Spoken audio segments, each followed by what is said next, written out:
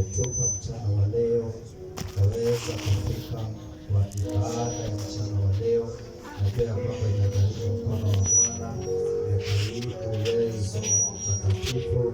Sisi kwa mahali hapa, shukuru tu Mungu, mwambie Bwana asante kwa sababu ya uaminifu wake, kwa sababu ya nguvu zake, kwa sababu ya uwezo wake, katika jina la Yesu Kristo. Baba, tunakushukuru mchana wa leo.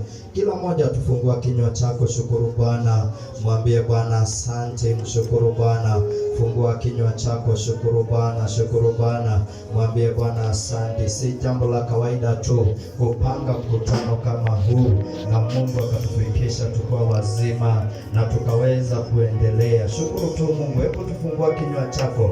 Kama kuna kitu ambaye huwa nasikia iko ndani ya moyo wangu, ni shukrani, kushukuru Mungu, kama vile neno la Bwana limesema ya kwamba mshukuruni kwa kila jambo. Oh my God, Abba Father, we are saying thank you. We are saying thank you for your goodness. We are saying thank you for your mercies. Baba, tunajua ni kwa sababu ya huruma zako ukatuhurumia, ukatushika mkono Bwana, ukatufikisha mbali huu. Tuko na kila sababu Jehova ya kusema asante Bwana.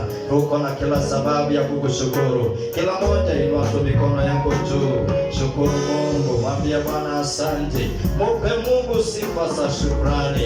Oh, shukuru tu Bwana. Shukuru Bwana, shukuru Bwana, shukuru Bwana. Tunapokuwa katika mkutano huu wa mlipuko wa Roho Mtakatifu, ambaye Bwana ametupa kibali kama watu wa Suswa, kama watu wa Narok County, kama watu wa Kenya, kuwa na mikutano kama hii ambaye waamini wanakusanyika pamoja na kulinua jina la Bwana.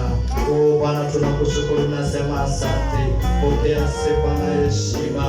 Oh, thank you Lord. Asante Bwana, maana kama taifa la Kenya Bwana umetupa uhuru tukapate kukuabudu.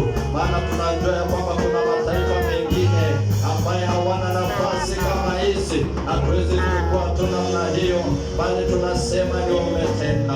Asante Roho Mtakatifu. Pokea heshima kwa jina la Yesu. Shangilia Bwana kwa makofi mazuri. Shangilia Yesu. Vigelegele kwa Yesu.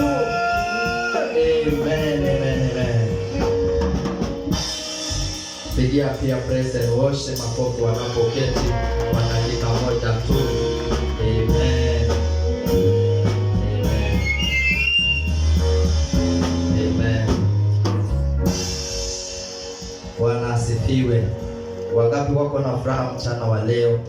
Bwana asikia ya kwamba niko na furaha. Bwana asifiwe. Bwana asifiwe. Hii ni mkutano ambaye Bwana anaenda kutulipua na mambo mengi, kutupa nguvu, uwezo, kutupa furaha, kutupa amani. Bwana asifiwe. Bwana asifiwe.